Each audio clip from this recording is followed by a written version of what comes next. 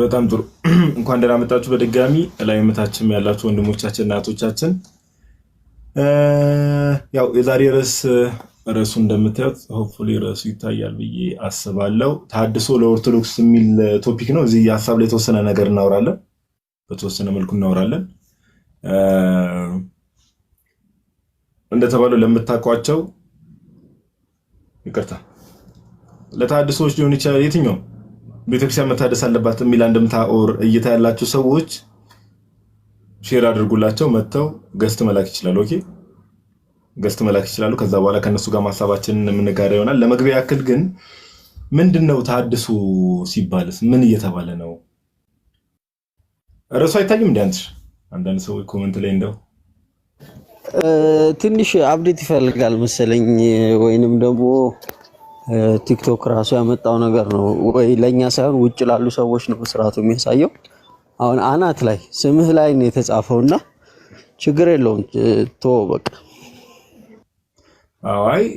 አይ ቲንክ ያው ብዙ ሰዎች ይታያል ይያሉ ነው እኔ ሳናን ማይታየው መሃል ላይ ነው ያለው እንዴት ስሙ ላይ እኔ አንተ ጋር ነው የሚታየኝ እኔም እንደዛ እኔ የሚታየኝ ደግሞ ስሙ ላይ ተለጥፎ ነው ያለውና ችግር የለውም ይሄ በሚያሳስብ ነገር አይደለም አፕዴት ይፈልጋል ለዛ ጥሩሽ በቃ ካልታየም ዞሮ ዞሮ ተሐድሶ ለኦርቶዶክስ ነው ርዕሱ በቃ ችግር የለውም ካልታየም እንደዛ ብላችሁ ያዙት ጋይስ ስለዚህ ምን እናደርጋለን ማለት ነው ለመግቢያ ያክል ተሐድሶ ሲባል ምን ማለት ነው ለመግቢያ ያክል ኦኬ ሌሎች ወንድሞቻችን እስኪመጡ ድረስ እንግዲህ ተሐድሶ ማለት ምን ማለት ነው ቤተክርስቲያን ትታደሳለች ወይ እና ቤተክርስቲያን እናደስ ሲባልስ ምኑ ነው የሚታደሰው ምኑ ነው የሚታደሰው የሚለው ነገር ሐሳብ የምንሰጥበት ይሆናል ለመግቢያ ያክል ያው በአንዳንድ ታሪካዊ ዳራዎችን ልንገራችሁ ተሐድሶ ሲባል ያው አሁን እዚህ ያገር ወርወር የሚሉትን ብቻ አይደለም ተሐድሶ የሚባሉት እንደምታውቁት ያው ሪፎርሜሽን ነው አይደል በእንግሊዝኛው ተሐድሶ ማለት ሪፎርሜሽን የሚል ቃል አለው የቃሉ ትርጓሜ ሪፎርም ማድረግ ወይ ማደስ ከዛ አንፃር ነው የሚታየውና ያው ፕሮቴስታንቲዝም እዛ ውስጥ ነው የሚካተተው ኦኬ ኮሜንቱ ላጠፋባችሁ ልገደድ ነው እንግዲህ አሁንም ኮሜንት ላይ ሐሳብ ላይ ተወራባ ጽሁፉ ይታያል አይታየም የሚለው ነገር ወዳጆች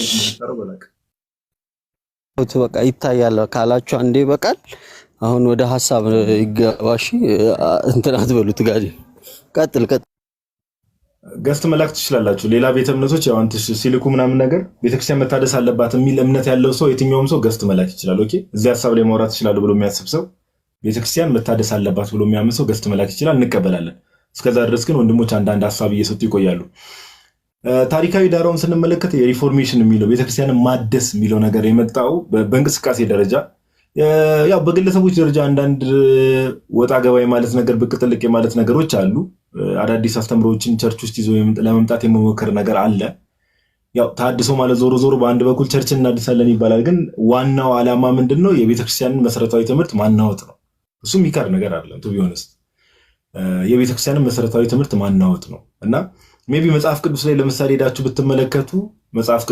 ብትመለከቱ በዚህ በሐዋርያት ሥራ ምዕራፍ 15 ላይ ያለው እዚህ ገላትያ መልእክት ላይ የተጠቀሰው ጥቅስ አለ አይደል ሐዋርያ ቅዱስ ጳውሎስ ምን ብሎ ተናገረ እንዴት እኛ ከሰበክንላችሁ ወንጌል ውጭ ማንም የሰማይ መልአክ ቢሆን ቢሰብክላችሁ የተረገመ ይሁን ካለ በኋላ በዚህ ፍጥነት ከክርስቶስ ኢየሱስ ወንጌል እንዴት ፈቀቅ እንዳላችሁ ይደንቀኛል ብሎ ሲናገር እንመለከታለንና ይሄንንም ከዚህ በፊት ሁሌ እንደምናወራው ኦኬ የስተት ትምህርቶች ዞሮ የስተት ትምህርትን ይዘው የሚመጡ ሰዎች ሁሌ ምን ይያሉ ነው ትክክለኛው ትምህርት ይሄ ነው ይያሉ ነው ሲመጡ አመጣጣቸው ኦኬ እንጂ የስተት ትምህርትን ይዤ መጣሁት ብሎ አይመጡም ትክክለኛው ትምህርት ይሄ ነው ይያሉ ነው የሚመጡትና የሐዋርያት ሥራ ምዕራፍ 15 ላይ ያለውን ታሪክ ከዚህ በፊትም ተነጋግረን ነበር አንዴ እሱን ላንብብላችሁና ወደ ሐሳቡ ገባለሁ የሐዋርያት ሥራ ምዕራፍ 15 ላይ ሐዋርያት በነበሩበት ዘመን እንዲህ ይላል የሐዋርያት ሥራ ምዕራፍ 15 ቁጥር 1 ላይ እንዲህ የሚል ቃል አለ አንዳንዶችም ከይሁዳ ወረዱና እንደ ሙሴ ሥርዓት ካልተገረዛችሁ ትድኑ ዘንድ አትችሉም ብለው ወንድሞችን ያስተምሩ ነበር ምን እንደ ሙሴ ሥርዓት ካልተገረዛችሁ ትድኑ ዘንድ አትችሉም ብለው ወንድሞችን ያስተምሩ ነበር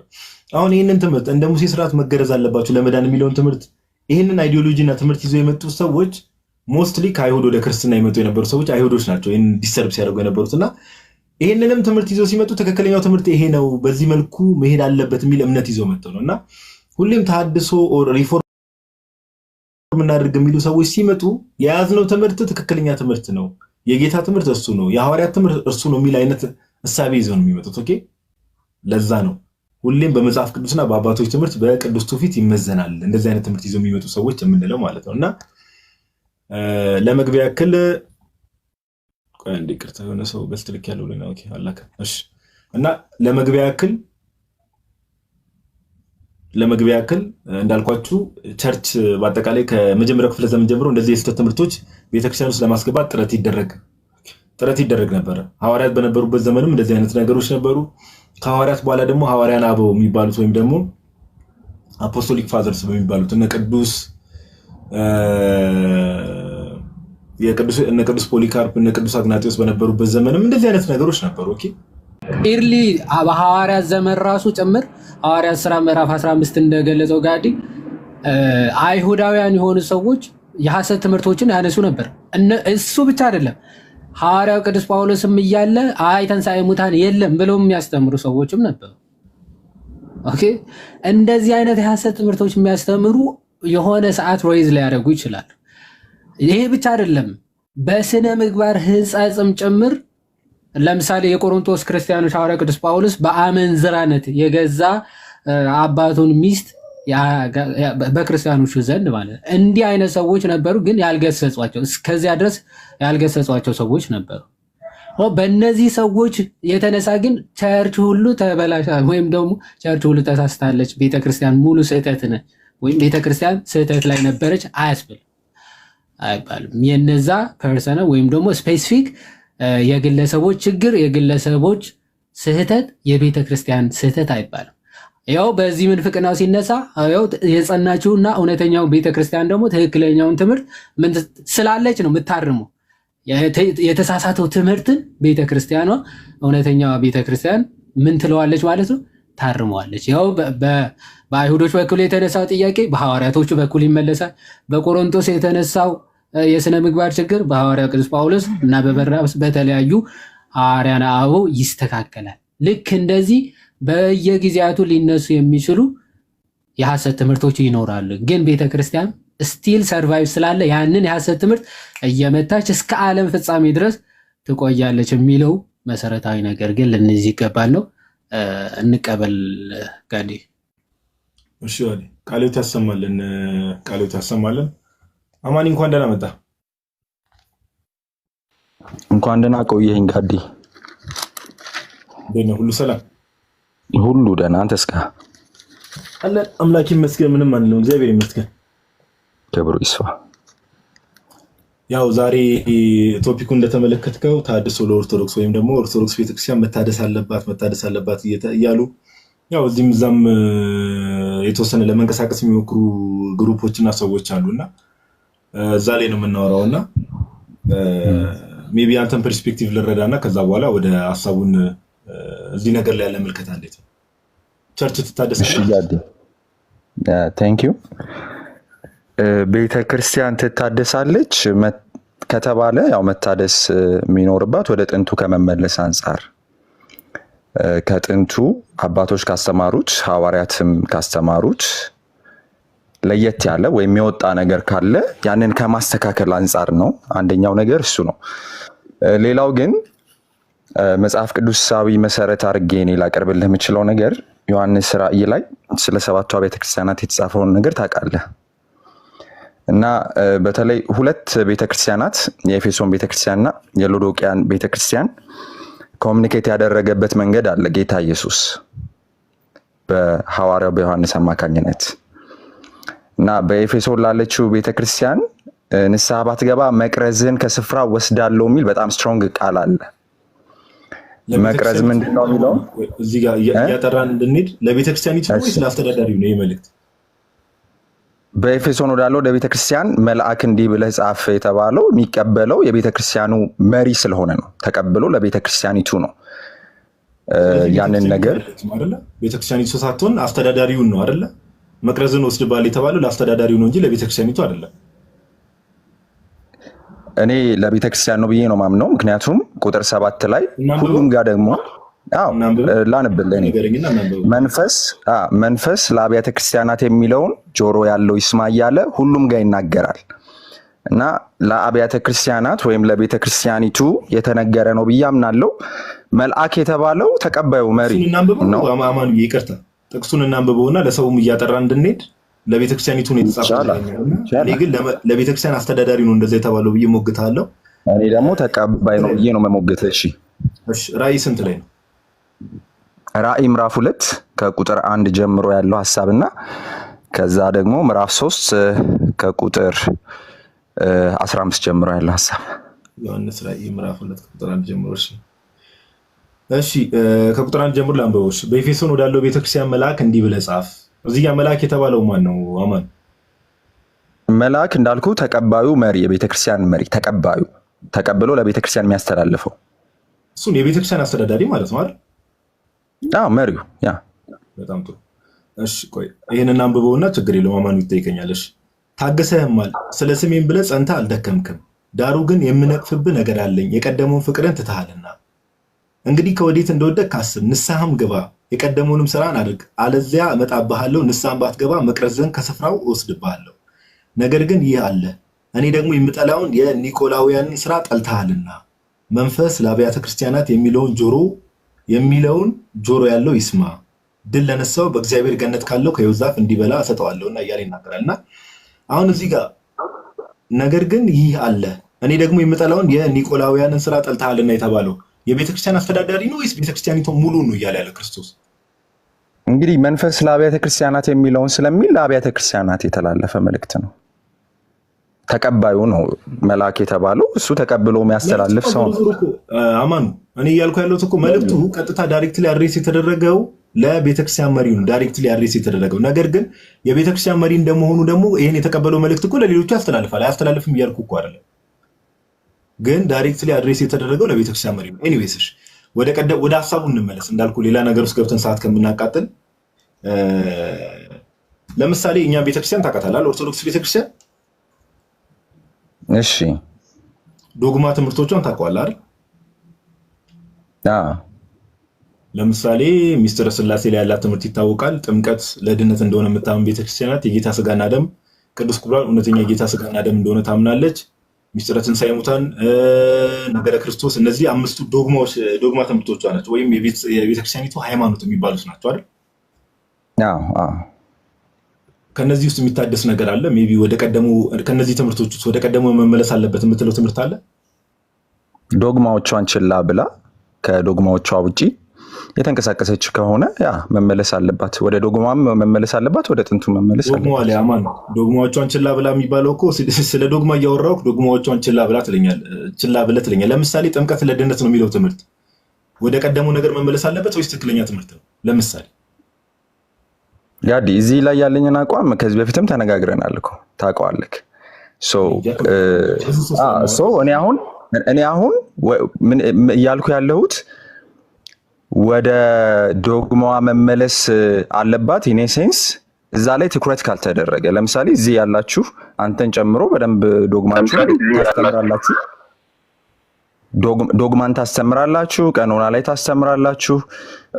ግን ደግሞ መሬት ላይ ያለው ሲታይ ልማዱ እንደዛ ነው ወይ? ካልቸሩ እንደዛ ነው ወይ? ከዛ በላይ ሌሎች ቦታ የተሰጣቸው ነገሮች የሉም ወይ? ከዛ ውጪ ሰው ያውቀዋል ወይ? ይመራበታል ወይ? በትክክል የሚለው ወሳኝነት አለው። አሁንም ይኸው ምን መሰለህ፣ እኔ አሁን እንደው አንድ የቅዱስ ጎርጎርዮስ ዘንዚናዙ አንድ አባባል አለ፣ ሁሉም ሰው ቴዎሎጂያን ሊሆን አይችልም፣ ሁሉም ሰው መምህር ሊሆን አይችልም ይባላል። እንደው ሜይ ቢ እኔ የሆነች ትንሽ እውቀት ካለችኝ፣ የሆነች ትንሽ ኖሌጅ ካለችኝ፣ የውሃድም እንደዛ ካለ ኦር ሌሎች ወንድሞች ካላችሁ ሁሉም መምህር በዛ ደረጃ መሆን አለባቸው የሚል አርጊመንት ቢውልድ ማድረግም ልክ አይደለም። አሁንም ወደ ቀደመው ነገር እንመለስና ቤተክርስቲያኒቱ ወደ ቀደመ ቦታ መመለስ አለባት፣ መታደስ አለባት ሲባል ቤተክርስቲያን ሃይማኖቴ ነው ብላ ያስቀመጠቻቸው ትምህርቶች አሏት። እነዚህ ትምህርቶች የሚታደስ ነገር አላቸው ወይ? እዚህ ላይ እናውራ መጀመሪያ።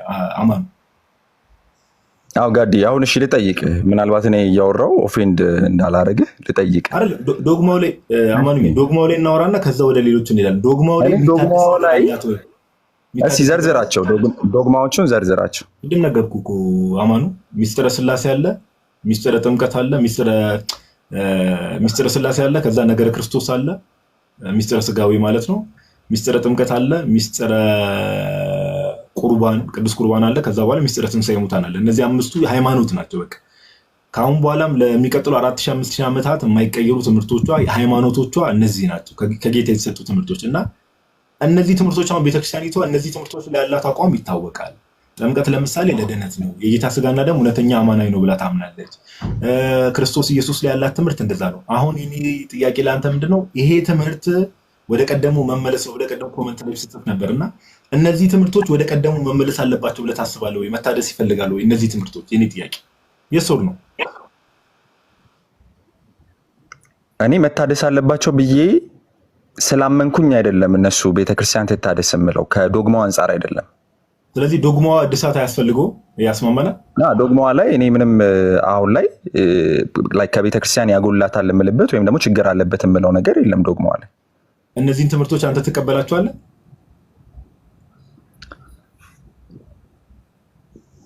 አብዛኛው የማውቀውን ያክል የምስማማበት ነው።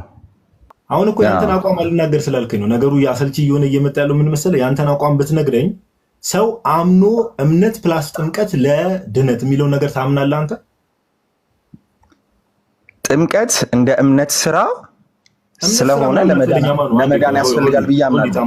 አንዴ አሁን ጥምቀት የእምነት ስራ ምናምን አትበለኝ። እምነት ሲደመር ጥምቀት ለድነት ነው ታምናለህ? እነሱ እምነት ፕላስ ጥምቀት ብለው ነው የሚያምኑት አባቶች። ፕላስ ብለው ነው ፕላስ ብለው አይኮ ፕላስ ብለው ወይም ጥምቀትን ለብቻ አድርገው ያለ እምነትና ያለ እግዚአብሔር ቃል እንደሚቀበሉ ማስረጃ ብታሳየኝ ደስ ይለኛል። ቻው በቃ ማን ምንም አንተ የምታወራው ነገር አውቀህ የማዛግ ነገር ስለሆነ ሰላም ነው። ይዋዲ ማውራው አማርኛ ግልጽ ነበር አይደል? ግን እኔ እንደው አንዳንድ ሰው ለማሰልቸት የሚገባ ሰው እኔ አንዳንዴ የሚያነሳቸው ሐሳቦች ራሱ በጣም ሶፋኒ የሆኑ ነገሮች ናቸው። እምነት ያመነ እና የሚለው እኮ ባይዘው ሁለት የተለያዩ ነገሮች ናቸው አይደል? ክርስቶስ ራሱ የተናገረው ይሆን የእምነት ስራ ይላል 30 ጊዜ የእምነት ስራ። ጌታ ሆይ ያመነ እና የእምነት ስራ አይደለም የሚለው ያመነ እና የተጠመቀ ኤንድ የሚለው የሚያያይዘው በቃ ሁለት የተለያዩ ሁለቱም ኦፍ ኮርስ አንድ አይደሉም፣ ግን ሁለቱም መፈጸም ለድህነት ግዴታ ነው ብሎ ክርስቶስ ተናግሯል። ስለዚህ ማመንና መጠመቅ የግድ ነው ለመዳን ብለህ ታምናለህ ወይ ነው? በጣም ግልጽ ነበር። ጥምቀት ለድህነት ያስፈልጋል የእምነት ስራ በመሆኑ በእምነት ስራ በኩል እንዲህ በጣም ዝገት ነው። ሲቀጥል ራእይ ላይ ደግሞ ያነሳ አንድ ሐሳብ አለ። ራእይ ላይ እኔ በጣም የሚገርም ነው እኮ በኤፌሶን ወዳለው ወደ ቤተክርስቲያን መልአክ ይሄ ማን ነው ሲባል ለቤተክርስቲያኑ አስተዳዳሪ ነው አለ። የቤተክርስቲያን አስተዳዳሪ ነው ብለው ካበቃ በኋላ ታች ወርዶ ይሄን አንተ እንዲህ ብታደርግ ኦኬ በሰማያት ምን ስፍራ ሰጣለሁ ነው የሚለው። ለማን ነው? ለቤተክርስቲያን አስተዳዳሪ። ይሄንን ግን ለአብያተ ክርስቲያናት ደግሞ መልእክቱ ያስተላልፋል። ቁጥር 7 ላይ መጀመሪያ በደንብ ክፍሉን ከላይ ጀምረን አንዴ ስራህን፣ ድካምህን፣ ትዕግስትህንም አውቃለሁ ይላል። ማን የሰራው ነው? ቤተክርስቲያን በጋራ በህብረት የሰሩትን ድካማቸውን እንደዛ አይደለም። የዛ የቤተክርስቲያኗ መልአክ ወይ አለቃ ድካሙ፣ ትዕግስቱ እና ስራውን እግዚአብሔር ያውቃል። ስለዚህ ክፉዎችንም ልትታገስ እንዳትችል እንዲሁም ሳይሆን ሐዋርያት ነን የሚሉትን መርምረህ ሐሰተኞች ሆነው እንዳገኛቸውም አውቃለሁ። መርምሮ አግኝቷቸዋል ወይስ አላገኛቸው ነው? በሙሉ ዓለም አቀፍ ላይ ያለችው ቤተክርስቲያን ስለዛ ነው እያወራ ያለ አይደለም። ሐዋርያት ሳይሆን ሐዋርያት ነን የሚሉ ነበሩ። ያ የኤፌሶን ቤተክርስቲያን አለቃ መርምሮ ለይቷቸዋል፣ ሐዋርያት ያልሆኑትን ማለት ነው። እዚህ መርጠ ለይታቸዋል ብሎ ስለዚህ የቤተክርስቲያን አለቃ ይናገራል። ስለዚህ ታግሰህማል፣ ስለ ስሜም ብለህ ጸንተህ አልደከምክም፣ ዳሩ ግን የምነቅፍብህ ነገር አለኝ። እነዚህ ነገሮች ማድረግን አልረሳውም ነው፣ ግን የምነቅፍብህ ነገር ደግሞ አለኝ ይልና የቀደመውን ፍቅርህን ግን ትተሃልና ይላል። እዚህ እንደ ቀድሞ አይደለህም ብሎ እየወቀሰው ነው እግዚአብሔር። ይሄንን ካለ በኋላ ለጀነራል ለአብያተ ክርስቲያናት ወይም ደግሞ በቤተ ክርስቲያን ላሉ አባላት ደግሞ ቁጥር 7 ላይ መልእክትን ያስተላልፋል። ምን ብሎ? መንፈስ ለአብያተ ክርስቲያናት የሚለውን ጆሮ ያለው ይስማ። ይሄ ሁሉም የሚመለከት መልእክት ነው ለክርስቲያኖች ማለት። አሁን ለክርስቲያኖች የሚላክ በምግባር በሃይማኖት ጽኑ ብለን መልእክት ብታስተላልፍ ቤተክርስቲያን በምግባርና በሃይማኖት ስላልጸናች ነው ወደሚል ኮንክሉዥን አይደል። ኢንዲቪጁዋል ሜምበርስ ምን ስለሚያስፈልጋቸው በዚህ መጽናት ስላለባቸው ማለት። ስለዚህ ለእያንዳንዱ የቤተክርስቲያኗ ሜምበሮች ምን የሚል መልእክት ይላካል? ጆሮ ያለው ይስማ ካለ በኋላ ድል ለነሳው በእግዚአብሔር ገነት ካለው ከሕይወት ዛፍ እንዲበላ ሰጠዋለሁ።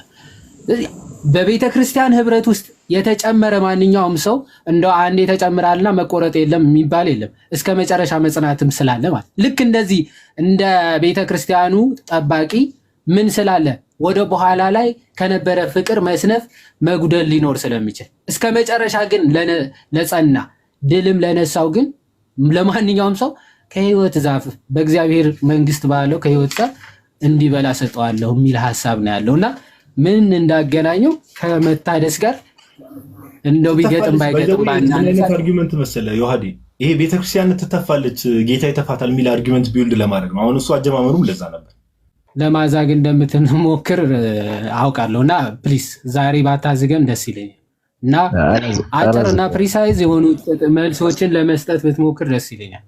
ስለዚህ የምጠይቀው ምንድነው ቤተክርስቲያን ትታደሳለች ብለህ ታምናለህ ወይ ነው?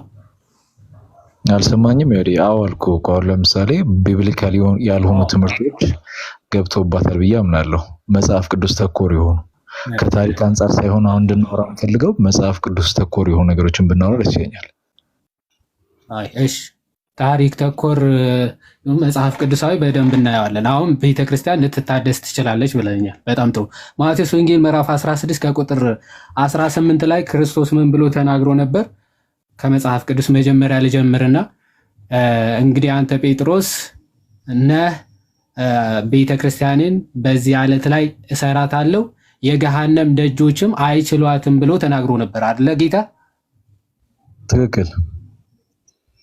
የገሃነም ደጆች አይችሏትም ምን ማለት ነው?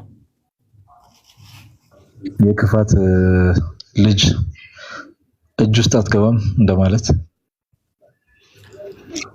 የክፋት እጅ ውስጥ አትገባም ማለት የሐሰት ትምህርቶች አያሸንፏችሁ ማለት ነው ወይስ አይደለም?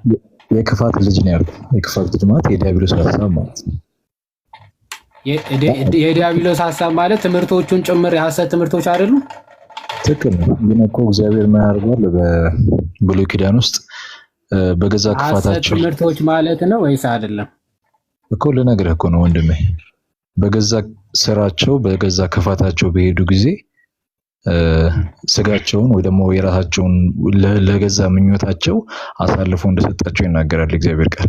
የእግዚአብሔር ዓላማ ባይሆንም እውነት ነው። እኔ ግን የጠየቅኩት ስለ ቤተክርስቲያን ነው እያወራ ያለሁት። ቤተክርስቲያንን የገሃነም ደጆች በደንብ አዳምጠኝ ስማኝ። ቤተክርስቲያንን የገሃነም ደጆች አይችሏትም ብሏል አይደለ ክርስቶስ? አዎ። ስለዚህ የገሃነም ደጆች አይችሏትም ማለት ምንም አይነት የሐሰት ትምህርት ቤተክርስቲያን ሊያሸንፋት አይችልም ማለት ነው ወይስ አይደለም? አይደለም ወይስ በትምህርቱ ልትሸነፍ ትችላለች ማለት ነው? በትምህርት ልትሸነፍ አትችልም። እውነተኛው ቤተክርስቲያን እንዳለች አምናለሁ። ስለዚህ የገሃነም ደጆች የማይችሏት እስከ መቼ ድረስ ነው ማለት? የገሃነም ደጆች አይችሏትም ያለው ክርስቶስ እስካለ ሰዓት ድረስ ነው ወይስ ዓለም እስኪያልፍ ድረስ ወይም ደግሞ እስከ ዓለም ፍጻሜ ድረስ የምርም የገሃነም ደጆች አይችሏትም? ዓለም እስከሚያልፍ ድረስ ሳይሆን ክርስቶስ ራሱ እስከሚሄድ ራሱ ወድቋል ጴጥሮስ አይደለም? 3 ጊዜ ክዶታል እኮ ቤተክርስቲያን የተባለው አለት የተባለው እኮ አይደል?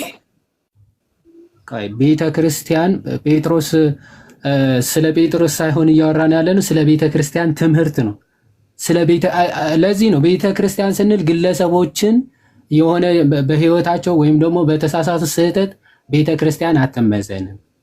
ቤተክርስቲያን ማለት ትምህርቶቿ፣ ዶግማዎቿ፣ እውነቶቿ ማለት ነው። ልክ ሐዋርያ ቅዱስ ጳውሎስ እንደተናገረ። ስለዚህ ቤተክርስቲያን ክርስቶስ ሳይሄድ ራሱ ተሸንፋለች እያልከኝ ነው? ሐሳቤን እያስጨረስከኝ እኮ ስላልሆነ ነው። አሁን ለምሳሌ ለጴጥሮስ የገሃነም ደጆች የማይቋቋሟትን አንተ አለት ብሎ እየተናገረው ዞር ብሎ 3 ጊዜ ክዶታል፣ በገረድ ፊት አዋርዶታል አልኩ። አየህ፣ ለገዛ ሐሳብህ፣ ለገዛ ዓላማ፣ ለገዛ ፍትወትህ የምትሸነፍ ከሆነ ክርስቶስ አያስገድድህም። ገብቶሃል? ስለዚህ ቤተክርስቲያን እኔ እኮ የምጠይቅህ ሌላ የምትመልሰው ሌላ ነው። ቤተክርስቲያን ሰዎች ግልጽ ለማድረግ ቤተክርስቲያን ክርስቶስ ከመሄዱ በፊት ተደርበኛ ታውራ። ቆይ አንዴ አቤል በደንብ አዳምጥ። እያዳመጥክ ሳታዳምጥ ስለሆነ የምታወራው የምትመልሰውን ራሱ አታውቅም።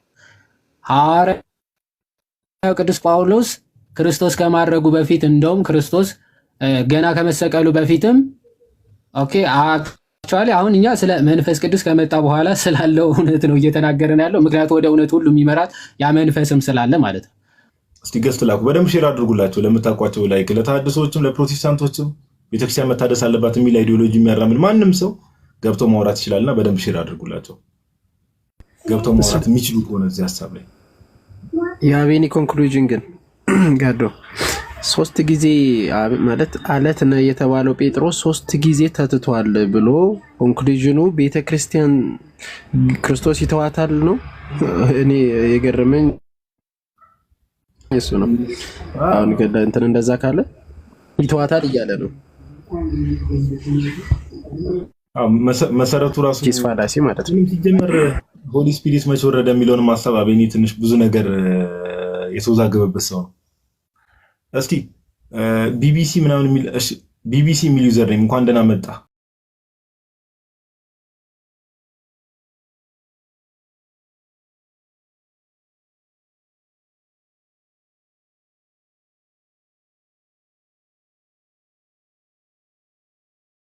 ዲኖሚኔሽን የወንጌል አማኝ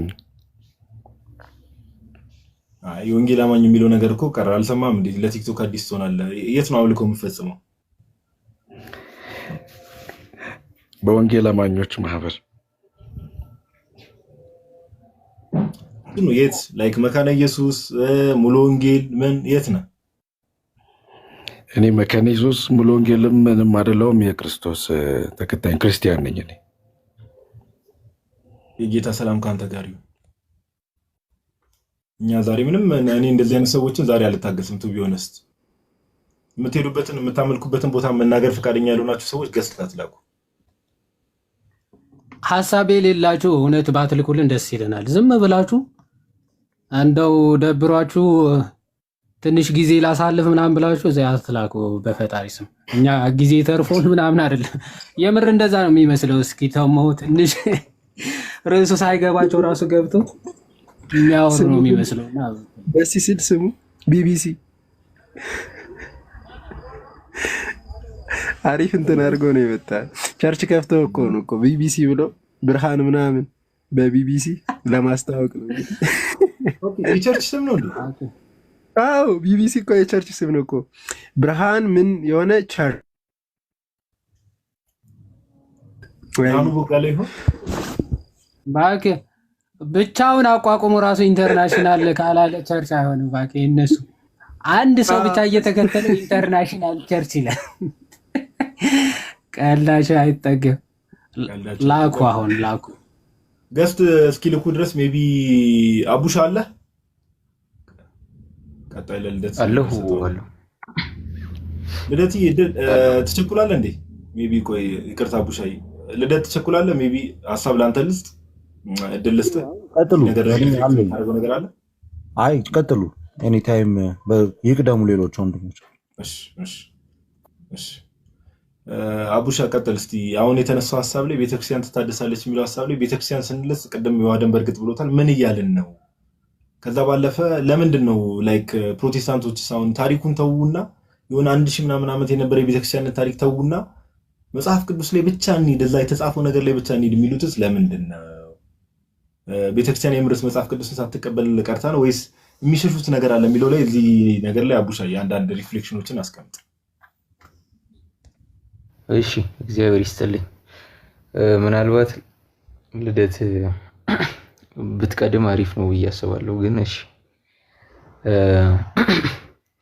አማኑኤል የሚባለው ልጅ መጀመሪያ አካባቢ ላይ ገባው አንድ እርማት የሚፈልግ ነገር ስለተናገረ ምናልባት እዚህ ውስጥ ካለ በዚህ አጋጣሚ ለርን ሊትል ሰምቲንግ ሶ ጥምቀት በቤተ ክርስቲያን ውስጥ የእምነት ምትክ አይደለም። እሺ እምነትም ጥምቀትም የሚያድነውን የክርስቶስን ቤዛነት የምንቀበልባቸው ነገሮች ናቸው። ሶ በእምነት ምትክ የሚሰጥ ጥምቀት የለም። ጥምቀት የእምነት ሰብስቲቲዩሽነሪ ነገር አይደለም። ጥምቀት ማለት ክርስቶስ በመስቀል ላይ የሰራውን ስራ ሞቱንና ትንሣኤውን የምትሳተፍበት ከእግዚአብሔር የተሰጠ ጸጋ ነው። ሂዱ አሕዛብን ሁሉ በአብ በወልድ በመንፈስ ቅዱስ ስም አጥምቋቸው ብሎ ጌታችን በማቴዎስ ወንጌል ምዕራፍ 20 ቁጥር 19 ላይ በተናገረው መሰረት ማለት ነው። ቤተክርስቲያን ውስጥ ያሉ ጸጋዎች በሙሉ የእምነት ምትክ አይደሉም። they are not given at the expense of faith በእምነት ምትክ የሚሰጡ ነገሮች ስላልሆኑ በቸርች ሂስትሪ ውስጥም በወጥነት ቤተክርስቲያን ውስጥ ሲታመን የመጣው እምነት ይሄ መሆኑን ልብ አድርግልኝ ለማለት ነው። መንፈስ ቅዱስ አክቲቭ ላይፍ ኦፍ ሆሊ ስፒሪት በቤተክርስቲያን ውስጥ ስላለ ማለት ነው። ይሄ ነው ከ1500 ዓመት በኋላ እንግዲህ የመጣው ሌላው ፕሪሰፖዚሽን ምንድነው? ወደ መጽሐፍ ቅዱስ ብቻ የሚል ትምህርት መጣ። መጽሐፍ ቅዱስ ብቻ ማለት የራሴ መረዳት ብቻ ማለት ነው። ባይ ዴፊኒሽን ሌላ ምንም ነገር ማለት አይደለም። በነገራችን የራሴ ተርጓሚ ብቻ መጽሐፍ ቅዱስ ላይ አሻሚ ትምህርቶች በተገኙ ቁጥር ፕሮቴስታንቶች ምንድነው የሚያደርጉት? ሌላ ዲፈረንት ቲዮሪ በቤተክርስቲያን ውስጥ ሲታመን ያልመጣ they will come up with anything በቃ ሌላ ዲፈረንት ቲዮሪ ይዞ ይመጣሉ ማለት ነው፣ አሻሚ ንግግሮች ሲኖሩ። እኛ ግን ለምሳሌ አንድ እምነት ትክክለኛ ከእግዚአብሔር የተሰጠ መሆኑን የምናውቀው ይሄ እምነት አስቀድሞ ሲታመን የመጣ እምነት ነው ወይ በወጥነት የነበረ እምነት ነው ወይ ብለን ነው የምንፈትሸው። ይሄ ትውፊታዊ ፍተሻ ይባላል። በነገራችን አንድ እምነት ትክክለኛ እምነት መሆኑ በትውፊት ውስጥ ይሄ ትምህርት ከተገኘ ብቻ ነው። ለምሳሌ ያክል እስቲ ፍርድ ቤት የኦፕሬሽን ሜቶድን እንመልከት። አንድ ወንጀለኛ ወንጀል ሰርቶ ከሆነ ሳይንቲፊካሊ ኢምፔሪካሊ በተግባር ወንጀሉን ሰርቶ ከሆነ ይረጋገጣል። ግን የሳይንቲፊክ ማስረጃዎቹ አሻሚ ሆኖ ከተገኙ የመጨረሻው አማራጭ ምስክሮችን ማቅረብ ነው። የቤተክርስቲያን አባቶች የቤተክርስቲያን ታሪክ ሲታመን ለመጣው እምነት ምስክር ነው፣ ዊትነስ ነው። አንድ እምነት አንተ የምታምነው እምነት በቤተክርስቲያን ውስጥ ወይም ካንተ አስቀድሞ ሲታመን ያልመጣ እምነት ነው ማለት ኢትስ ብራንድ ኒው ሪሊጅን። ያንተን አረዳድ አንተ ራስ የፈጠርከውን እምነት እየተከተልክ ነው ማለት ነው፣ ዊትነስ ከሌለው ምስክር ከሌለው። እግዚአብሔር ይስጥልኝ። ጋዲ ቃልዮት ያሰማልን። አቡሻይ ቃልዮት ያሰማልን፣ በእድሜ በጸጋ ይጠብቅልን። ጥሩ ፖይንቶችን አንስቷል። ቤተክርስቲያን የሚለውን ኮንሰፕት ባይዘው የኦርቶዶክሳውያንም መረዳት ያስፈልጋል። ኤክሌሲዮሎጂ ወይም ደግሞ ነገረ ቤተክርስቲያን በጣም መሰረታዊ ነገር ምን እያልን ነው? ኩላዊት ቤተክርስቲያን ኩላዊት ናት፣ ዓለም አቀፋዊት ናት ስንል ምን እያልን? ቤተክርስቲያን ትታደስ የሚሉ ሰዎችስ ምኑን ነው ትታደስ እያሉ ያሉት? ለምን ቤተክርስቲያን ቸርች ስንል አሰሆል ዩኒቨርሳል የሆነችዋን ቸርች ነው እያወራን ያለ ነው። እና ቸርች ስንል ደግሞ ባይ ዲፎልት ከትምህርት ጋር የሚገናኝ ነገር ነው። እና እዛ ላይ ነው። እስቲ የገቡ ሰዎችን እንቀበል። ሳሚ እንኳን ደህና መጣ።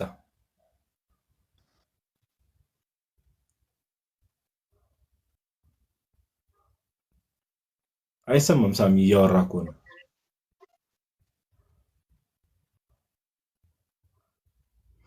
ሳሚ ጠላል። የኔ ድምጽ ይሰማል አይደል ጋይስ? በሚገባ ይሰማል። ጋዲ እሱ ነው ወይ ኔት ይዞት ነው ኦር ሳምቲንግ? እሺ ወይ ወደ ቀጣይ ሰው ለፉ አይሰራለት ይሆናል።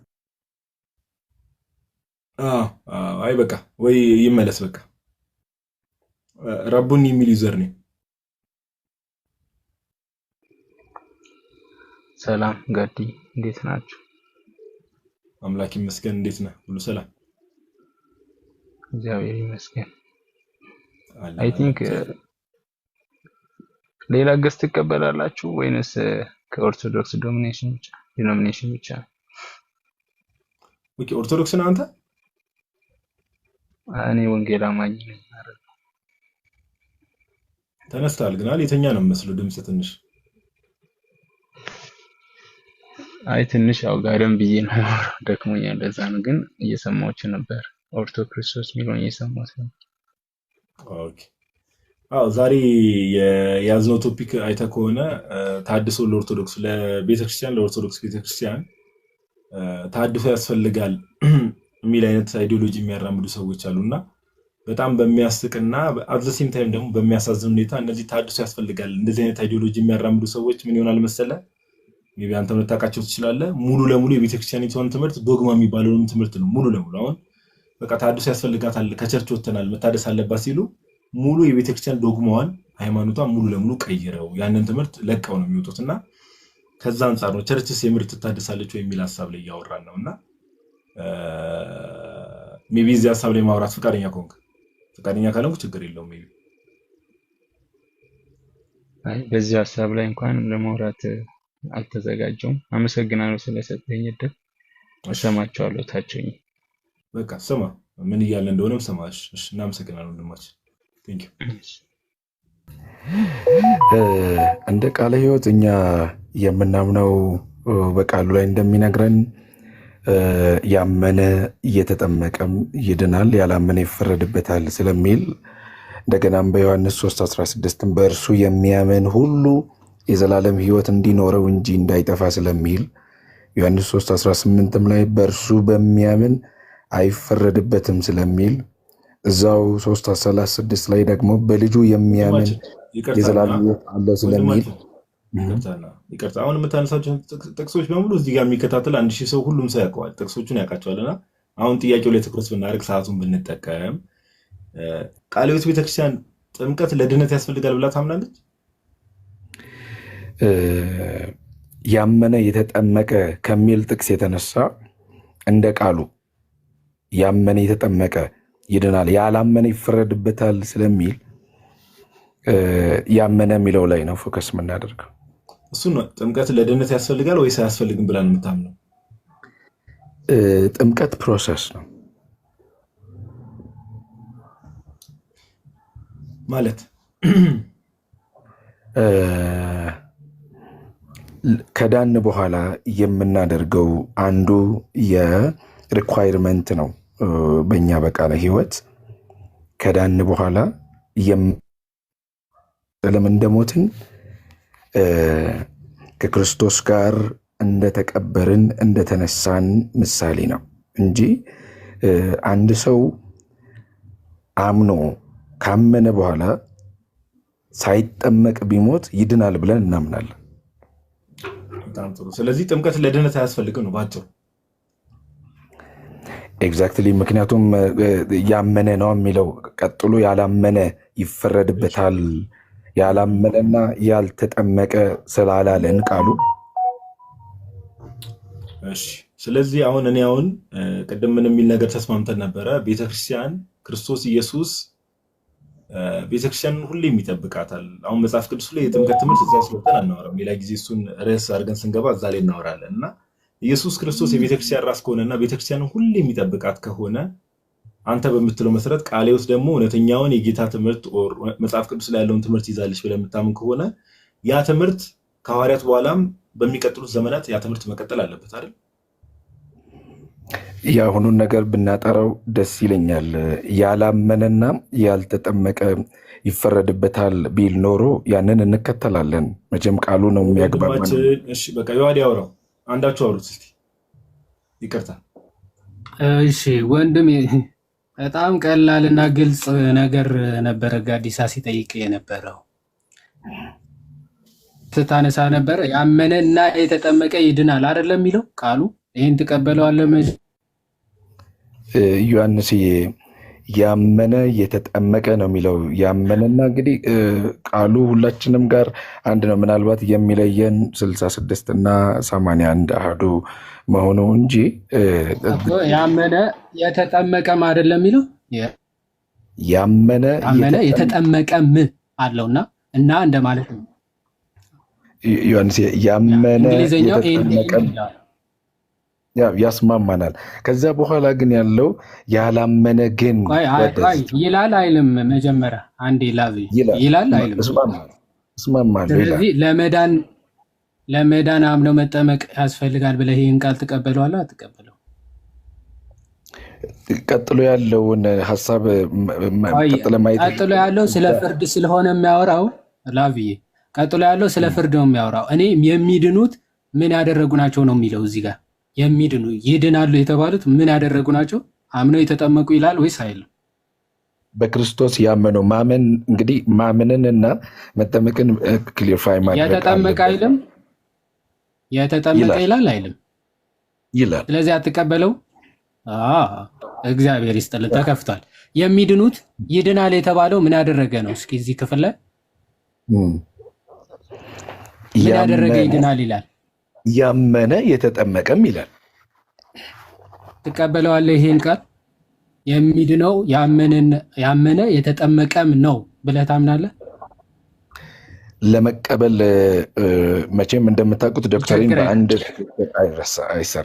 አይሰራም እና ክርስቶስ የተናገረው ነው ለመቀበል ይቸግረኛል ብሏል። እሺ ችግር የለውም። ሀሳብን ያገኘው አይመስለኝም ወይ ወንድማችን ዮሐዴ ይብቃው። በቃ ሀሳብንም አላገኘውም ቱ ቢሆንስ ሀሳብ አይ ቲንክ ቅድም እንዳልከው ምናልባት ተኝተህ ከሆነ ላብዬ ማነው ስምህ ግን ወንድማችን? እኔ የምላችሁ እኛ ምን ስማችን እኔ የምላችሁ ግን ወደ እናንተ የግድ ምላሹ እናንተ ወደምትፈልጉት መምጣት አለ። ቆይ ባጭሩ አንድ የመጨረሻ ነገር አሁን አለ ወይስ የለም? ከሉተር በፊት ጥምቀት ለድነት አያስፈልግም ብላ ያስተማረች ቤተክርስቲያን አለች ወይስ የለም? ባጭሩ ሉተርን ሳንጠራ ማውራት አንችልም። who is ሉተር? who is ሉተር? ሉተር ስለ ሉተር በቃ ጥና ላብያ አልልም ብራዘር። who is ሉተር?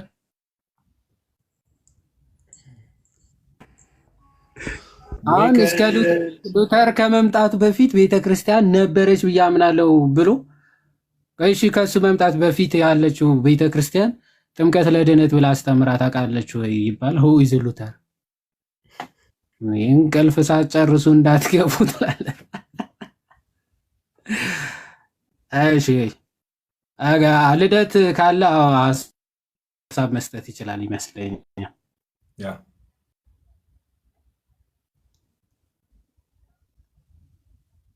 ልደትም ይሄን ተኝቷል እባክህ። አተ ዛሬ በቃ የአመቱ ነው መሰለኝ ዛሬ ነገ ያው የአመቱ ስለሆነ እንግዲህ እንጠቅልለው መሰለኝ። የተወሰነ እስቲ እንያቸውና እንግዲህ ምን ወይ ዛሬ እንግዲህ ሰው እንደሰበሰብን በደንብ ቆይ እስቲ በደንብ ሼር አድርጉ፣ ላይክ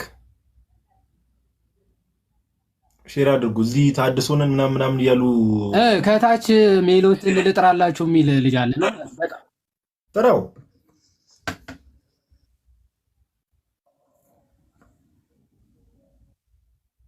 ደስ ይለናል። ጋዲ መቼ ነው ትልቅ ያረከኝ? እኔ አልሰማሁም ማለት አይደለም። እግዚአብሔር ትልቅ አድርጓል። ቀጥል። በጣም መልካም ሰዎች ናቸው ነገራችን ላይ። ኧረ ትልቅ ነው ድሮ። ጋዲ የምር እየተዘዋወርኩኝ ቅድም መጀመሪያ ከሰማሁት ሀሳብ ነው እንጂ ማለት ነው። አይ ምንም እንትኑ ላይ ነው ሀሳቡ ላይ ይሄ ቀደም ኦርቶክርስቶስ የሚያነሳው አቡሻ የሚያነሳው ሀሳብ አለና ምንድነው አሁን እንዲህ ታድሶ ያስፈልጋል ሲሉ ሰዎች ያው ከቀደም ጀምሮ እንግዲህ ሰው እየለመንም ነበረ።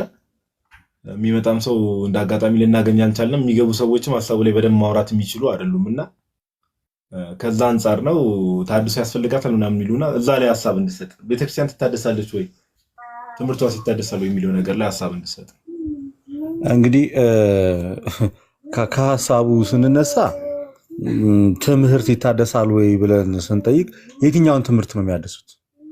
ፎር ኤግዛምፕል አሁን ቤተክርስቲያን መሰረታዊ ትምህርቶቿ 5ቱ አዕማደ ምስጢራት መሰረታዊ ትምህርቶች ናቸው። አሁን እነዛ ትምህርቶች የሰው ትምህርቶች አይደሉም፣ የእግዚአብሔር መገለጥ ነው። በቀጥታ አለቀ። እግዚአብሔር አብ በልጁ በኢየሱስ ክርስቶስ በኩል የገለጠው እውነት ነው። ያ እውነት ለቤተክርስቲያን ተሰጥቷታል። ቤተክርስቲያንን በነገራችን ላይ ጸንቶ የሚያቀሟት በመጀመሪያ ደረጃ ትምህርቷ ነው። ትምህርቷ የማይሸረሽ አሁን ለምሳሌ የሚስጥረ ሥላሴን ትምህርት አንድ ሰው ላድስ ብሎ ቢነሳ ምኑን ነው የሚያድሰው?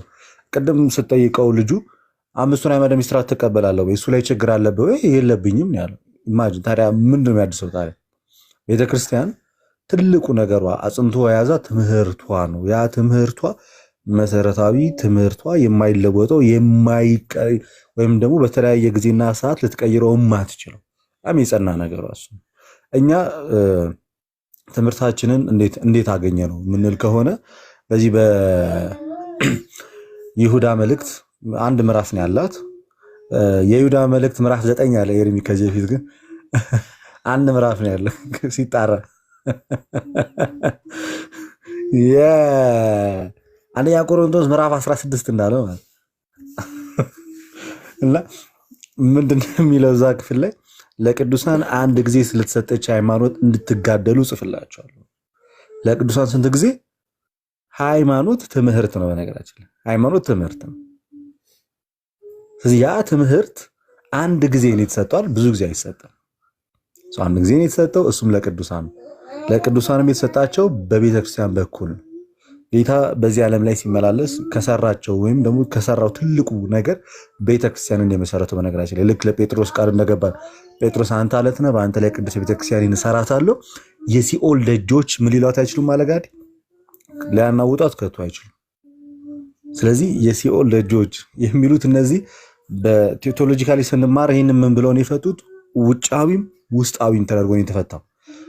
በቀላሉ ምን ማለት ነው? በጴጥሮስ ስብከት ውስጥ ሁለት መሰረታዊ ነገሮችን ያለ፣ አንደኛ ሚስጥረ ሥላሴን ኢየሱስ የእግዚአብሔር ልጅ እንደሆነ፣ ሁለተኛ አምላክ ሰው እንደሆነ፣ ሶስተኛ ሚስጥረ ትንሣኤ ሙታንን በዛ ውስጥ አጠቃሎ ይይዛል። ሚስጥረ ጥምቀትን፣ እነዚህን መሰረታዊ ትምህርቶችን በዛ ውስጥ አስቀምጧል። በጴጥሮስ ስብከት ውስጥ የቤተክርስቲያን መሰረታዊ ትምህርቶች ነበሩ። ስለዚህ ጴጥሮስ ያደረገው ምን? ኢየሱስ ወደ መሰረታት ቤተክርስቲያን ያመጣ።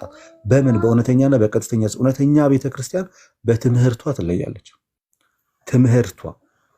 ትምህርቷ ይለያታል። ስለዚህ ከመጀመሪያው ከሐዋርያት ጀምሮ ጸንቶ የቆየን ትምህርት ድንገት መሀል ላይ መጣ መጽሐፍ ቅዱስ ብቻ ልትለይ አትችልም። ገብቷል? ከመጽሐፍ ቅዱስ በፊት ቸርች ኤግዚስት አድርጋለች።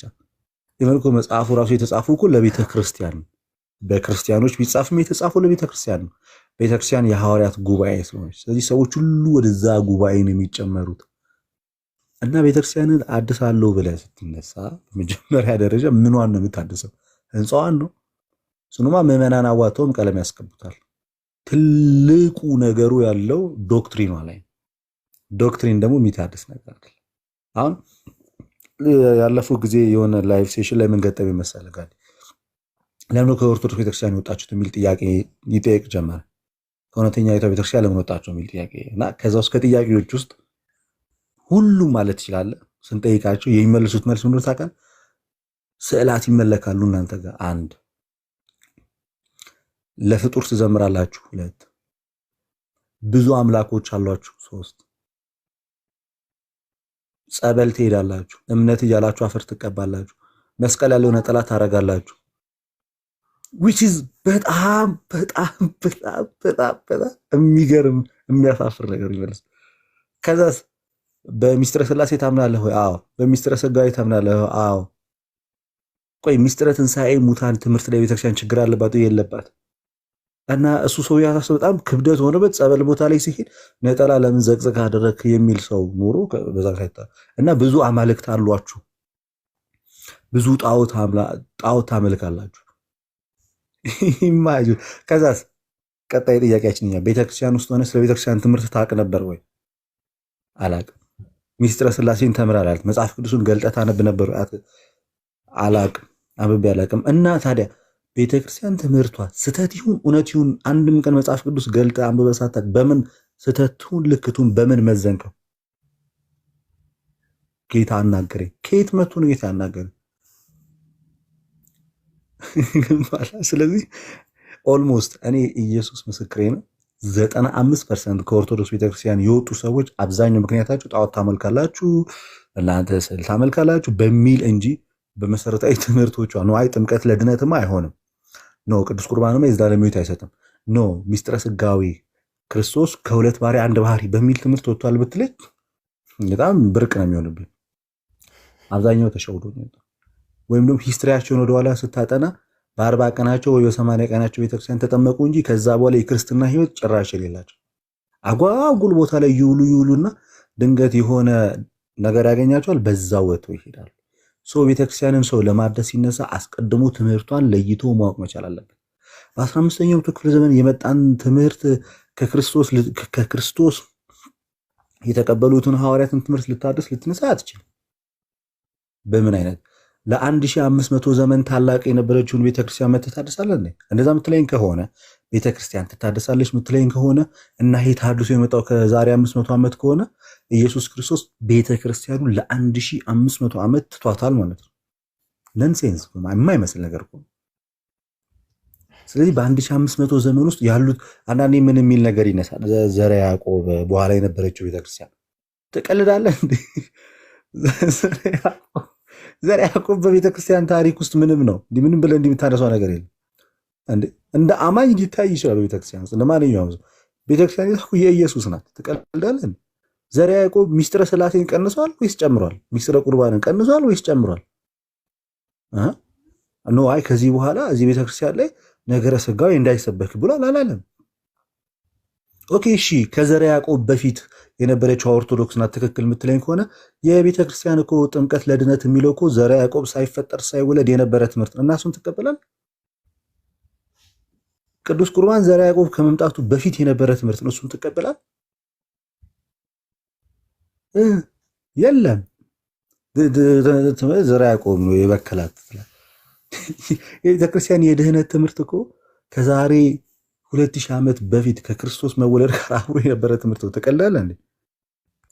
ቃልዮት ያሰማን ለትዬ በእድሜ በጸጋ ይጠብቅልን። በጣም ጸዴ ሀሳቦች አንስታል። በጣም ነው የምናመሰግነው። ቃልዮት ያሰማልን በድጋሚ። ያው እንግዲህ ከዚህ በፊት አሁን ልደት ያለው ነገር ላይ ቪዲዮ ሰርቼ ነበር። በፊት ጉግል ላይ ገብታችሁ ራሱ ላይክ who founded the orthodox church ወይም ደግሞ ኦሪየንታል ኦርቶዶክስ ቸርች ብላችሁ ሰርች ብታደርጉ ጂሰስ ክራይስት ነው ቀጥታ ጉግል ራሱ የሚላችሁ። ያው በዛ ሳይድ ደግሞ ፕሮቴስታንቲዝም ፋውንድ ያደረገው የጀመረው ማን ነው ብትሉ ግን ሉተር ነው የሚለውና ሰዎች የጀመሩትን ነገር አትከተሉ ነው ዞሮ ዞሮ አላማችን። ያው እንግዲህ እንደምታዩት ነው ታድሰው እንዲናረጋለን ቸርቿን እንዲናረጋለን እንዲሞን አለባት እየተባለ የሚፎከሩ ፉከራ አይታችሁታል። እንግዲህ ኦልሞስት ከ3 ሰዓት ጀምሮ እዚህ ነበርን። እንግዲህ የገቡትም ሰዎች ሲጀመር የሚወራውን ነገር የሚያውቁ ሰዎች አይደሉም። ግን እንደዚህ ነው በቃ ሁሌም ትኩረት መደረግ ያለበት እዚህ ላይ ነው። ኦኬ ሁሌም ሰዎች ሲጠይቋችሁ እንዲመታደስ አለባት እንዲሞን አለባት ሲባል መጀመሪያ ጭንቅላታችሁ ላይ ሊመጣ የሚገባው መሰላችሁ ዶግማ። ኦኬ ሃይማኖት ወይም ደግሞ የእግዚአብሔር መገለጥ ያለበት ያ ትምህርት ዶግማ፣ የቤተክርስቲያን ዶግማ ትምህርቶች አሉ።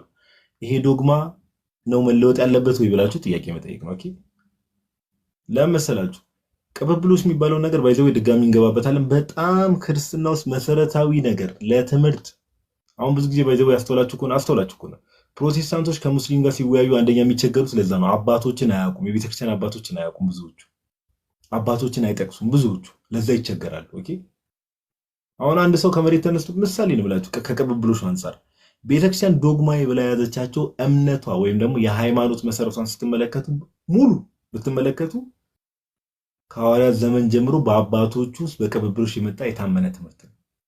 ኦኬ የታመነ ትምህርት ነው። ለዛ ነው አሁን አንዳንድ ሙስሊሞች የሆነ የሚያነሱት አርጊመንት አለ አይደል? አንድ ፈኒ አርጊመንት አለ። ኒቂያ ጉባኤ ላይ በስምምነት ነው ኢየሱስ አምላክ ነው የሚል የተወሰነው የሚል አይነት አርጊመንት ይነሳል። አሁን እንደዚህ አይነት አርጊመንት ሲነሳ ኦኬ ቅዱስ አትናቴዎስ እዛው ጉባኤ ላይ እንደተናገረው ከኒቂያ ጉባኤ በፊት የነበሩ የቤተክርስቲያን አባቶች ኢየሱስ አምላክ ነው ብለው ያምናሉ። ያምናሉ። በቃ አለ። ከዛ ጋር ይዘጋል። የአባቶችን ትምህርት ለዚህ ነው ማወቅ ባይዘው የጠቀሙ።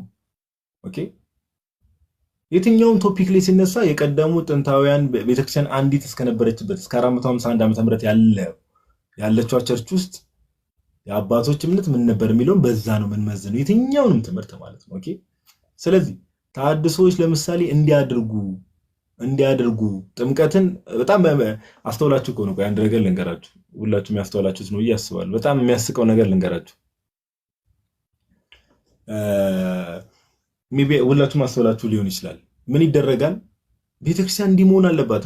አሁን ልደት እንዳለው ቅዱሳት ስዕላት እንዲሞን አለባቸው፣ ገድላት እንዲሞን አለባቸው፣ ድርሳናት እንዲሞን አለባቸው፣ እነዚህ ነገሮች እንዲሞን አለባቸው ይሉና ከተወሰነ ጊዜ በኋላ ከቸርች ሲወጡ ይህንን ምክንያት ያደርጉና ሙሉ ለሙሉ ዶግማውን እርግፍ አድርገው ጥለው ጥምቀት ከወጣ በኋላ ሲጠይቅ ጥምቀት ለድነት ነው? ኧረ አይደለም።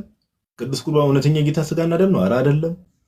ትንሣኤ ሙታን አንዴ ነው፣ ጌታ ለፍርድ ዳግም የሚመጣው አንዴ ነው ተብሎ ሲጠይቅ ኧረ አይደለም። 10 እንዲነጠቃለሁ፣ እንዲህ ይሰወራለሁ፣ 1000 ዓመት ምድር ላይ ቆያለሁ፣ እንዲህ ብዙ ነገር ይባላል። እና ምክንያቱን የሚያደርጉት ኦኬ ሃይማኖታዊ ያልሆኑ ነገሮችን ዶግማ ያልሆኑ ነገሮችን ምክንያት ያደርጉና ከወጡ በኋላ ግን እርግፍ አድርገው የሚጥሉት ዶግማውን ነው። ሙሉ ለሙሉ የሚጥሉት ዶግማውን ነው። ባይዘው ያስተውላችሁ ከሆነ በደንብ አስተውላችኋል ብዬ አስባለሁ። ዶግማውን እርግፍ አድርገው ይተውታል። ኦኬ ይሄ ነው ባይዘው ሐሰተኝነታቸው ራሱ ከሚያሳዩ ነገሮች ውስጥ አንዱ ይሄ ነው።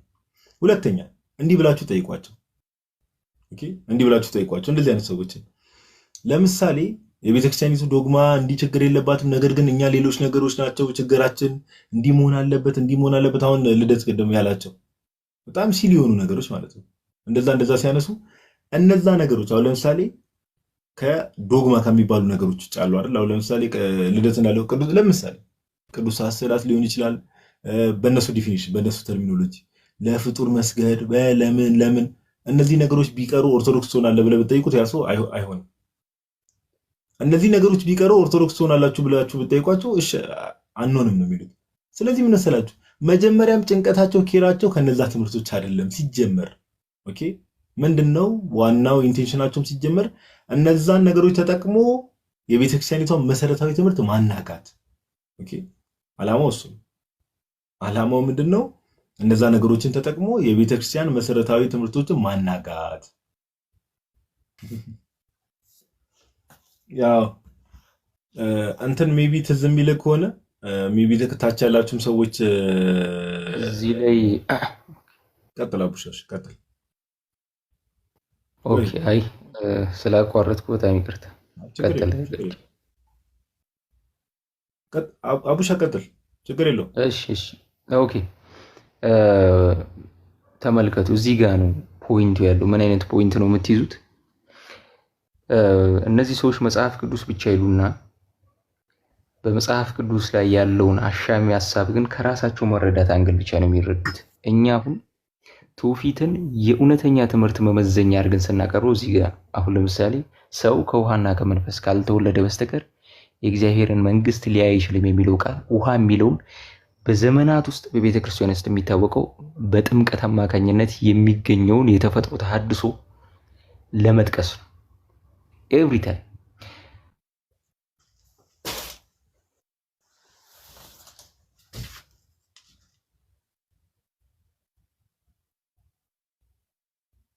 አቡሻ ኔት ያዘ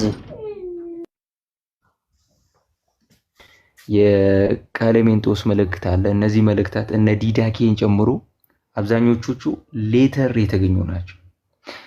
እነዚህ አስተምህሮች ወይ እነዚህ መጻሕፍት አስቀድሞ እነዚህ ፍራግመንቶች ቢገኙ ቢሆን ኖሮ ሪፎርሜሽኖቹ አትሊስት ሪፎርሜሽን አሁን በደረሰበት ደረጃ የወጣ ትምህርት ይዞ አይወጣም ተብሎ ይታወቃል። ምክንያቱም ቀጥተኛ የሆነ ከሐዋርያት የተላለፈ ትምህርት በነዛ ትምህርት ውስጥ ስለሚገኝ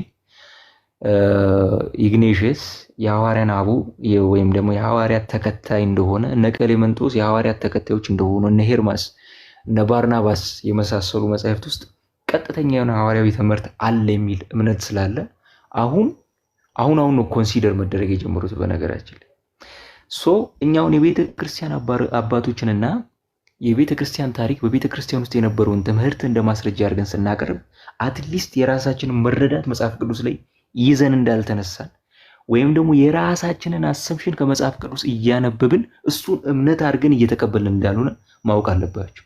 ቀጥታ ኤፌስ ዋንስ ዴሊቨርድ አንድ ጊዜ በተሰጠው እምነት ውስጥ እንዳለን የምናየው ዛሬ የምናምናት እምነት በቀደመው ጊዜያት ውስጥ እንኳን በወጥነት ሲታመን የመጣ ትምህርት መሆኑን እንድትይዙልን ነው። ተመልከቱ።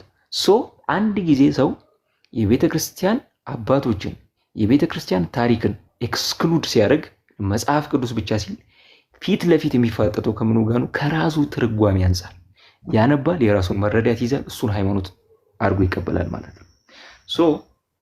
በዚህ አጋጣሚ አደገኝነቱን እንድታዩ በነገራችን ላይ ከቤተ ክርስቲያን ውጪ መዳን የለም። ከቤተ ክርስቲያን ውጪ የሚያድን ወንጌል የለም። ሰዎችን የሚያድነው ትምህርት ነው። ትምህርቱም የሚገኘው አንድ ጊዜ በተሰጠው ሃይማኖት ውስጥ ነው። አደገኝነቱም ከዚህ አንፃር መሆኑን መረዳት መቻል አለብን ብዬ አስባለሁ። ሌላው የራሴ ገጽ ላይ ለጥፍ ያለው አንድ ሲዶ ዲዮናሲዮስ ተብሎ የሚታወቅ መጽሐፍ አለ። ኮርፐስ የሚባል በዲዮናሲዮስ ስም የተጻፈ መጽሐፍ ነው እንጂ የሱ መጽሐፍ አይደለም ተብሎ ይታመን ነበር እና የሚገርመው ብዙ ትምህርቶችን የያዘ ነው። የጥምቀትን ትምህርት ይዟል። የስላሴን ትምህርት ብቻ ብዙ ትምህርቶችን የያዘ እጅግ በጣም ቸርች ሂስትሪን ወይ ፓትሮሎጂን ለሚያጠኑ ሰዎች አስፈላጊ የነበረ መጽሐፍ ነው። ነገር ግን ይሄ መጽሐፍ በ4ኛ ክፍለ ዘመን የተጻፈ መጽሐፍ እንጂ በራሱ ዲዮናሲዮስ ማለት አሪዮስፋጎስ የምንለው ማለት ነው። አሪዮስፋጎስ በሐዋርያት ሥራ ምዕራፍ 17 ቁጥር 34 ላይ በቅዱስ ጳውሎስ ትምህርት ወደ ክርስትና የገባ ሰው ነው። እሱ የጻፈው መጽሐፍ ነበር ዲዮናሲዮስ ኮርፐስ አግሪዮፋጋቲከም የሚባል መጽሐፍት ብዙ እጅግ በጣም ሰፊ ነው፣ በልኪ ነው መጽሐፉ። ብዙ ትምህርቶችን የያዘ ነው። የእመቤታችንን እርገት ፍልሰቷን ሁሉ የሚናገር መጽሐፍ ነው እሱ መጽሐፍ። እሱ መጽሐፍ አሁን አውተንቲክ ነው እየተባለ ነው። አውተንቲክ ነው ማለት በራሱ በዲዮናሲዮስ የተጻፈ ነው። ዴት የተደረገውም ከ80 እስከ 90 ዓመተ ምህረት ነው የተባለ ነው። ተመልከቱ። ምን ማለትም አንድ ሐዋርያዊ ቤተክርስቲያን የያዘችው ትምህርት ቀጥታ አፖስቶሊክ ኦሪጂን ወይም ደግሞ ሐዋርያዊ እምነት መሆኑን የሚመሰክር ሌላ መጽሐፍ ተገኘ ማለት ነው ቤተክርስቲያን ውስጥ። እኛ ፓትሮሎጂንም ሆነ የቤተክርስቲያን ታሪክን እንደ ማስረጃ አድርገን የምናቀርበው አትሊስት እምነታችንን የምናምነው ሁሉ የተቀበልነው ነው እንጂ አንብበን የተረዳነው የራሳችን መረዳት መሆኑን እንድትይዙልን። እነሱ እኮ ቀጥለው እነሱ ባይዘው ምንም ልትፈርድባቸው አትችልም። የኢየሱስ ክርስቶስ ስጋና ደም ክርስቶስን ይሸፍነዋል የሚሉ ሰዎች ጥምቀትማ ሌላ ታሪክ ውስጥ ነው የሚሄድባቸው። እና እኔ እንዴት እንደሚያስቡ አንዴ በሎጂክም ለመፍታት ይሞክራሉ። አንዳንዴ እንደው እንደመሰላቸውም ለመፍታት ይሞክራሉ። በጣም ያሳዝናል ፕሮቴስታንቲዝም። ከዛ ውሃ ያው አዳም ይፈጠር ዘንድ እና ልጅነት ያገኝ ዘንድ ስለ ጥምቀት የተነገረ አስቀድሞ በትንቢት የተነገረ ነው ብሎ አባቶች ይፈቱታል። ውሃና መንፈስ ውሃ የእግዚአብሔር መንፈስ በውሃ ላይ ሰፎ ነበር የሚለው ልጅነት የሚገኘው ከውሃና ከመንፈስ መሆኑ ለማጠየቅ ትንቢተ ሕዝቅኤልን ጠቀሰ። እንግዲህ ጥሩ ውሃንም እረጭባችኋለሁ ውሃ ነው ያለው። እንግዲህ አይ ውሃ አይደለም ብለህ እንድትፈታ ማን ስልጣን ሰጠ? አባቶች የሚፈቱት ይሄ ሁሉ አብዛኛዎቹም ማለት ይቻላል ስለ ጥምቀት ነው።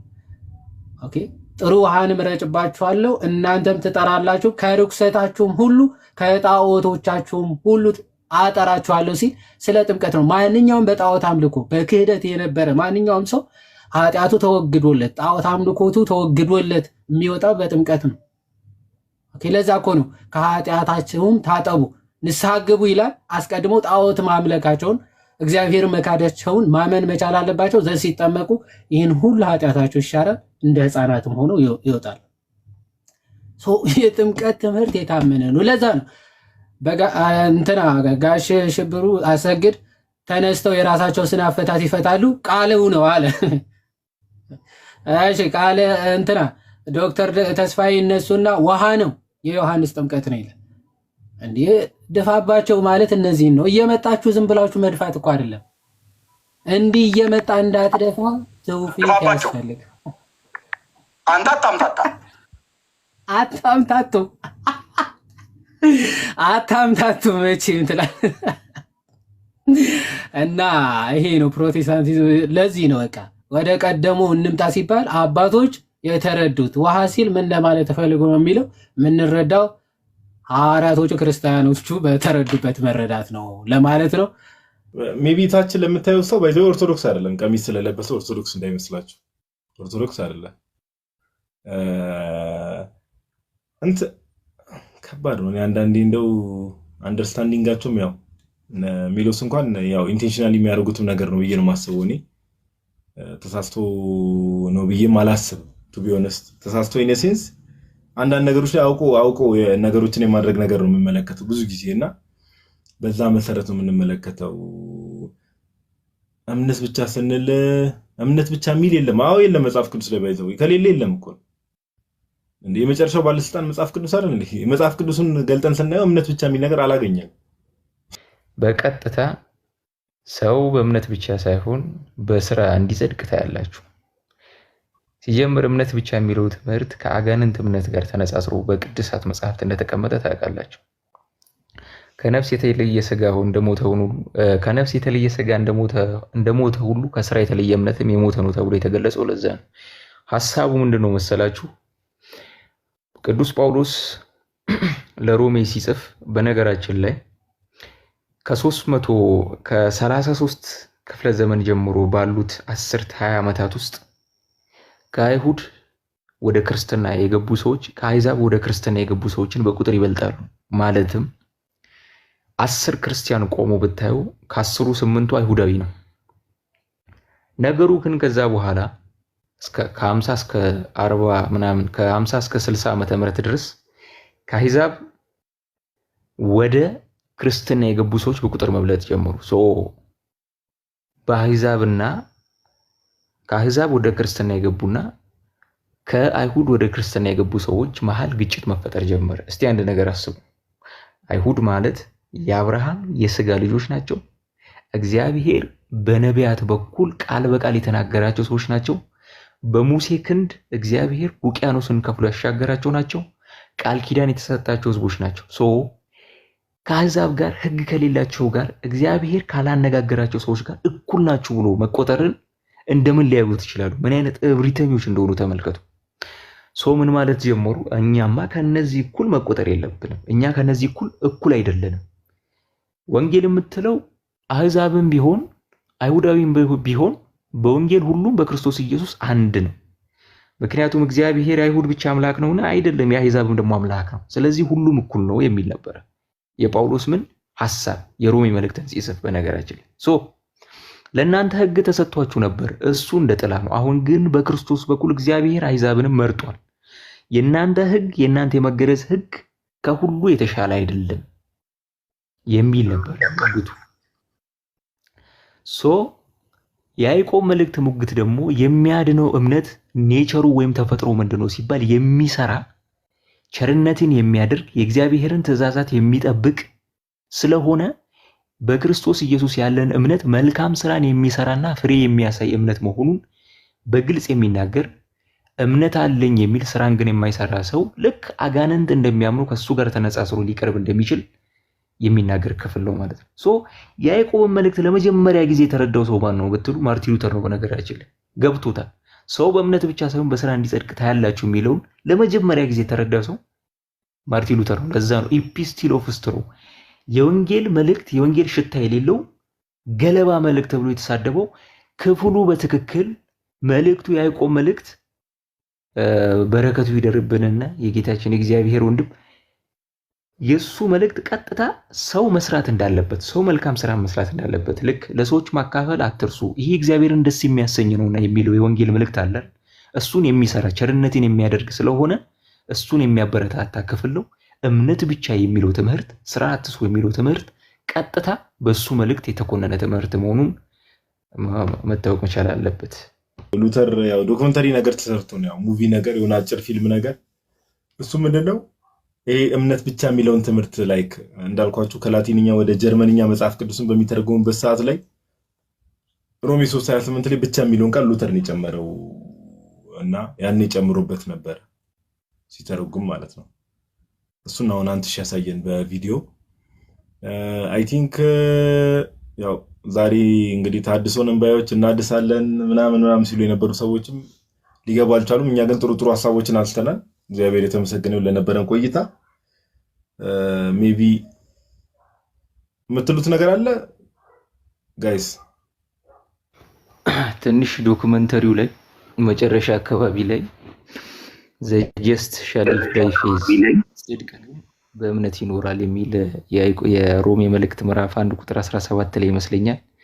ዕብራውያን ምዕራፍ 10 ላይም አለ፣ ገላትያ ምዕራፍ 3 ላይም አለ። ጻድቅ ግን በእምነት ይኖራል።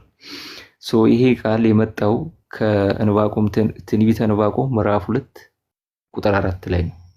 ጻድቅ በእምነት ይኖራል። እዛ ጋር ያለው በእምነት የሚለው የዕብራውያን ቃል ኢሙና የሚል ነው። ኢሙና ማለት በነገራችን ላይ በዕብራውያን ቃል ማመን ሆኖ ግን መታመን ያለው ማለት ነው። አክሽን ኦሪየንትድ ነው፣ ተግባር ተኮር ነው። ስለዚህ አንድ አይሁዳዊ በነገራችን ላይ እምነት አለኝ ሲል ኮማንድመንቱን እየጠበቅኩ ነው ይላል። በዌስተርን ካልቸር ግን እምነት የሚለው አባውት ሳብጀክቱ ብቻ ሆኖ ነው የቀረው። ማለት ልክ በእግዚአብሔር ላይ ተስፋን ይመጣል ብቻ ተደርጎ ነው የሚታመነው በዌስተርን ካልቸር። በዕብራውያን ካልቸር ግን እምነት ማለት መታመንን የያዘ ስራን ያቀፈ ነው። እዚህ ጋር እንድታውቁ የምፈልገው ኢሙና ነው የሚለው በግሪክ በዕብራውያን ትራንስሌሽን ዕንባቆም ምዕራፍ 2 ቁጥር 4 ላይ መመልከት ትችላላችሁ። ስለዚህ አንድ አይሁዳዊ እምነት አለኝ ሲል የእግዚአብሔርን ሕግጋት እየጠበቅኩ ነው እያለ ነው። ስለዚህ እኛም ክርስቲያኖች እምነት አለን ስንል የክርስቶስን ሕግ የወንጌልን ሕግ እየጠበቅን ነው፣ መልካም ስራንም እየሰራን ነው እያለ ነው ማለት ነው። በዌስተርን ካልቸር ከሆነ ግን ጀስት በአንድ ነገር ላይ ብቻ ተስፋን መጣል፣ ይሄ ደግሞ ከፓጋን እምነት የማይተናነስ አይነት አረዳድ ነው። ቴንኪው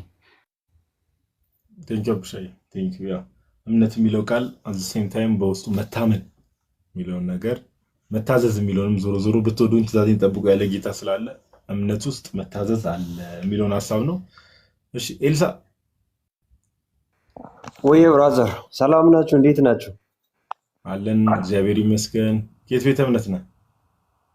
ቃልዎት ያሰማልን እያልክ አልነበር እንዴ? እናንተ እሱን ብትረጉሙ ደስ ይለኛል። እኔ ቃልዎት ነኝ አባ። ከቃለ ሕይወት ነህ? በጣም ጥሩ። ዛሬ ከተነሳው ርዕስ ጋር እዛ ላይ ለማውራት ነው ወይስ በሌላ ጉዳይ ነው የገባው? አይ ማል አካባቢ የምታወሩት ነገር ሰምቼ እስቲ እድል ካገኘው ከእናንተ ጋር ለማድረግ ነበረ። ስለምን? ስለ እምነትና ስለ ስራ ስታወሩ ነበረ። ዛሬ እውነት ለማውራት እሱ ርዕሳችን አይደለም። አሁን እምነት ስራ የሚባለው ነገር እዛ ዲቴል ውስጥ ገብተን እኛ ሌላ ሀሳብ ስንዳስብ ነው እግረ መንገዳችን ሀሳብ የተነሳው እንጂ ዛሬ ቶፒካችን አይደለም። ቱ ቢ ኦነስት ኦኬ፣ እንደዛ ከሆነ ችግር የለም። ሌላ ጊዜ ካነሳችሁት ላይቀር ገብቼ ሀሳብ ልሰጣችሁ እችላለሁ። ስለ ተሐድሶ ለኦርቶዶክስ የሚለውን ሀሳባችሁን በራሳችሁ ብትጨርሱ ይሻላችኋል። ማለት አልገባኝም ወንድሜ። ተሐድሶ ለኦርቶዶክስ የሚለውን በራሳችሁ ብትጨርሱ ይሻላችኋል። እኔ አይመለከተኝም አልኩ። ጥያቄ ምልክቷን አላያህትም? አየሁ እኮ። አይ ተሐድሶዎችን ከእነሱን ጠይቋቸው አይነት ነገር ነው መሰለኝ አይደለ ኤልሳ? ተሐድሶዎችን እነሱን ጠይቋቸው።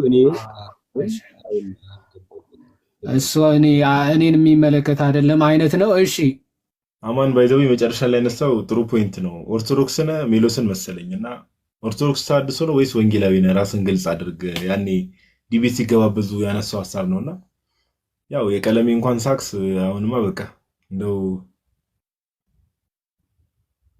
አላቅም እኔ ኬት እንደሚያመጣቸው ሳክሶቹ ራሱ ደግሞ በውስጥ እንወያይ መምህር ጎበዝ ይሉኛል። ኧረ በስመ አብ ጋዲ ይሄ ሰው እንዶ ቴዎሎጂ ገብቶ የተመረቀና ሰበክ ተብሎ የተላከ ሰው አይደለም። ቀሚስ ለብሼ ሰው ካለው ነገር ሲል አስበከዋል። ለሚሰጠውን ቀሚስ እሱ ለብሼ ምን አይነት ግን ውሸት እንደሆነ በጣም ነው ግራ የሚያጋባኝ። ለሱ ግን ድሪያ ነው የሚያስፈልገው ይመስለኛል።